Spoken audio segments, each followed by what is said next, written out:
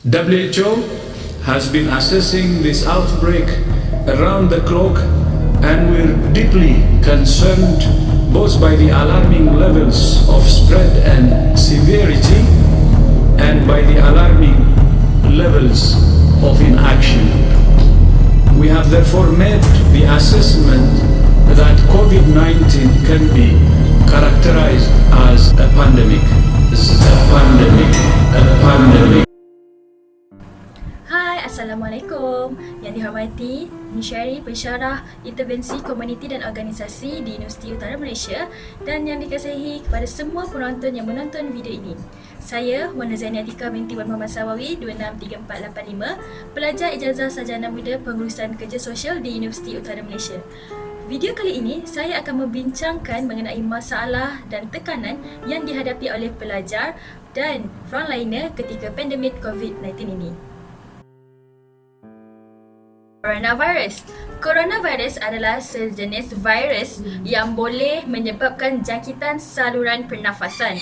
Terdapat beberapa jenis coronavirus ini, seperti yang pertama, Several Acute Respiratory Syndrome Coronavirus ataupun dikenali sebagai SARS, dan Middle East Respiratory Syndrome Related Coronavirus ataupun dikenali sebagai MERS-CoV. Coronavirus ini ditemui di China, iaitu sebagai Coronavirus 19 ataupun COVID-19.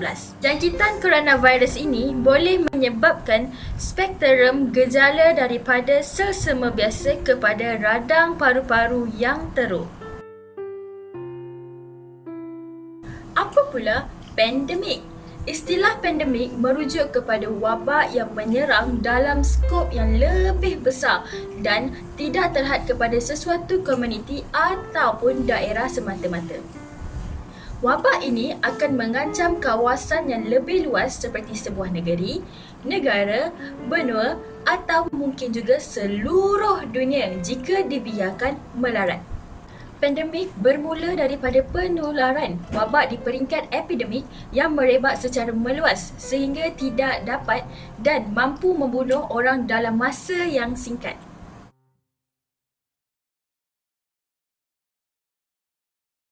Yang pertama, sentiasa mengamalkan kebersihan diri yang tinggi setiap masa, tidak kira di mana kita berada. Seperti setiap 30 minit perlu mencuci tangan menggunakan air dan sabun yang bersih ataupun menggunakan hand sanitizer ketika berada di luar. Langkah kedua, sentiasa memakai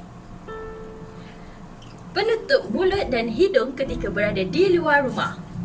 Langkah yang ketiga, menjaga jarak sosial di mana kita perlu berdiri 1 meter daripada orang lain. Langkah yang keempat, elakkan bersentuhan dengan orang lain. Amalkan salam sejahtera seperti ini ketika bertemu dengan kenalan kita ataupun kenalan yang kita tidak kenali. Ingat, amalkan salam sejahtera, letak tangan di dada dan tunduk sedikit.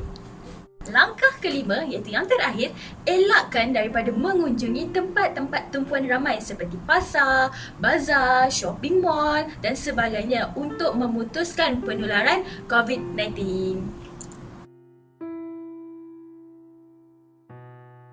Ketika COVID-19 ini, terdapat pelbagai masalah yang dihadapi oleh semua masyarakat. Tidak terkecuali juga tekanan dan masalah yang dihadapi oleh pelajar dan frontliner. Okey, pada hari ini, saya akan berbincang mengenai masalah yang dihadapi oleh remaja dan pelajar. Bagi pelajar yang menginap di kolej kediaman mereka, yang pertama, faktor kewangan, tidak mampu untuk membeli makanan dan minuman sendiri. Dan yang kedua, barangan keperluan mereka semakin berkurang. Faktor yang kedua ialah kesihatan mental dan emosi. Pelajar-pelajar yang berada di kolej kediaman di universiti, mereka ada keinginan untuk pulang bersama keluarga, khususnya semasa bulan Ramadan dan bulan Aidilfitri ini. Jadi tekanan emosi kepada mereka kerana tidak dapat pulang berpuasa dan menyambut perayaan bersama keluarga mereka. Bagi pelajar dan remaja yang berada di rumah juga mempunyai masalah dan tekanan juga. Yang pertama adalah kesihatan mental ataupun emosi. Mereka yang tinggal bersama keluarga, saudara mara, mereka ni ada tekanan emosinya kerana tiada privasi mereka. Yang kedua adalah tekanan yang melampau seperti tekanan emosi, berkurung di bilik, sering bergaduh dengan adik-beradik, ia akan menyebabkan tekanan emosi. Dan yang ketiga, ada remaja yang tidak suka berkongsi masalah dengan ahli keluarga. Jadi ia akan membuat seseorang itu kemurungan dan tertekan. Faktor yang kedua adalah tekanan pembelajaran dan pekerjaan. Kebanyakan universiti dan sekolah juga telah membuat pembelajaran atas talian. Di sini terdapat pelbagai masalah yang dihadapi oleh pelajar-pelajar. Yang pertama, masalah line di kawasan perumahan, sukar untuk berbincang bersama kawan kumpulan melalui WhatsApp. Macam line, mungkin ada yang duduk di kawasan kampung, masalah line di rumah tu agak teruk. Tetapi ada juga yang duduk di bandar tetapi masalah kawasan perumahan itu mempunyai masalah lain sehingga mengganggu untuk pembelajaran atas talian ni. Ya, seterusnya sukar berbincang bersama kawan kumpulan melalui WhatsApp.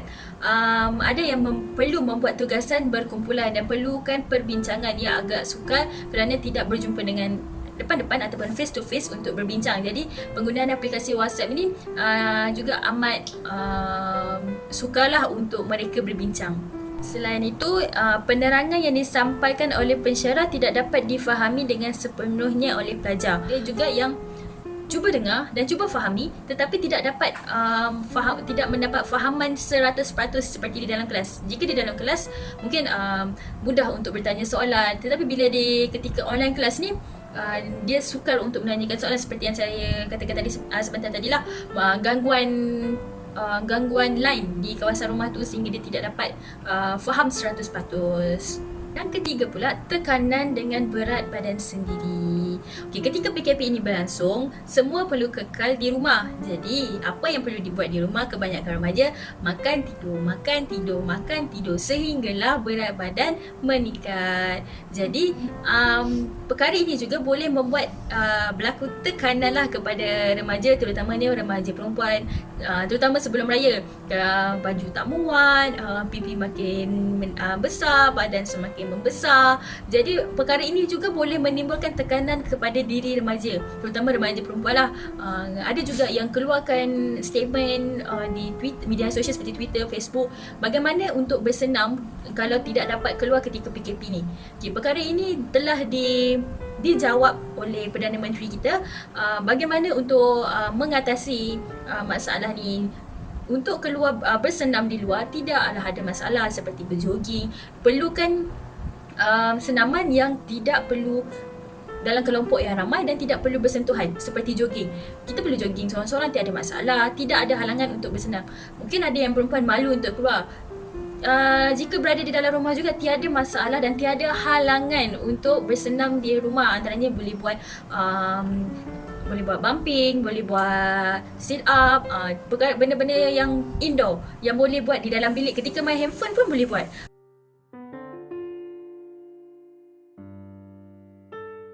Yang pertama, tindakan remaja itu sendiri untuk menghubungi talian BeFriend untuk berkongsi cerita-cerita mereka. Tindakan yang kedua ialah tindakan ahli keluarga. Perlu memerhati anak-anak dan juga adik-beradik sekiranya mereka kerap bersendirian. Perlu ajak mereka berbual, memasak ataupun melakukan aktiviti bersama.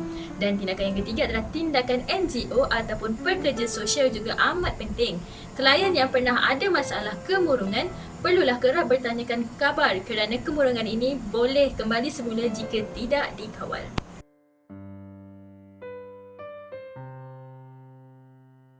Ya, sudah pasti mereka juga ada masalah dan tekanan tetapi tidak ditunjukkan. Okey, yang pertama, tidak ada masa bersama ahli keluarga kerana bertugas lebih masa di hospital menjaga pesakit COVID-19.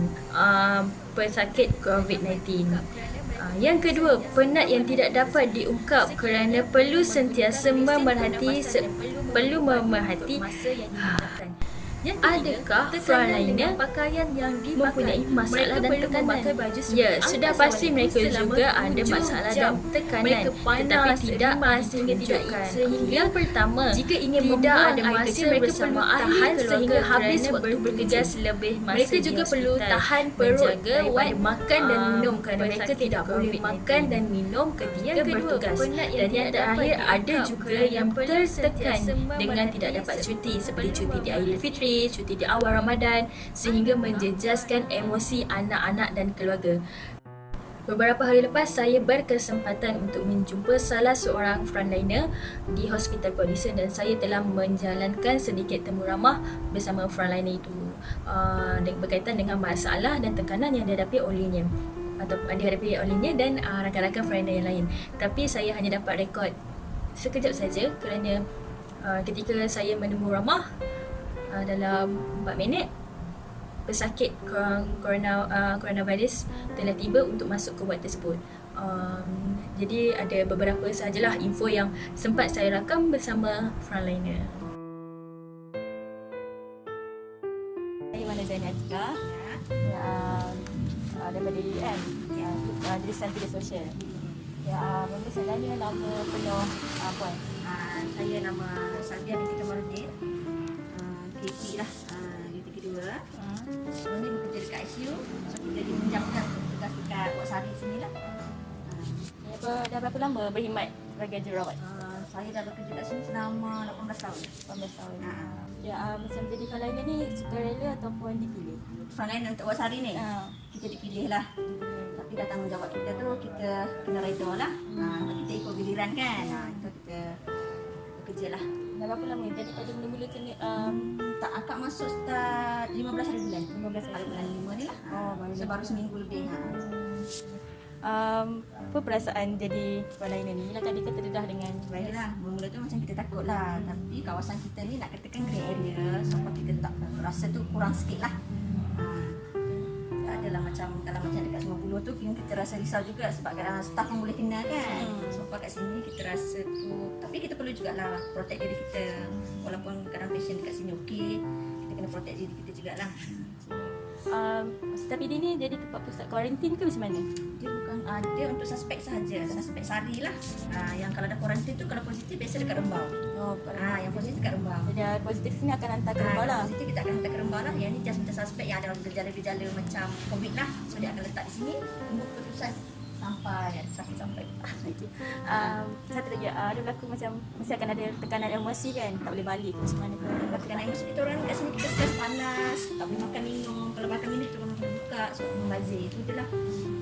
Panas suasana kita itu yang tak selesa dengan pakaian macam ni, yang bergerak pun susah. Itu je lah cabaran kita orang ni. Terima kasih.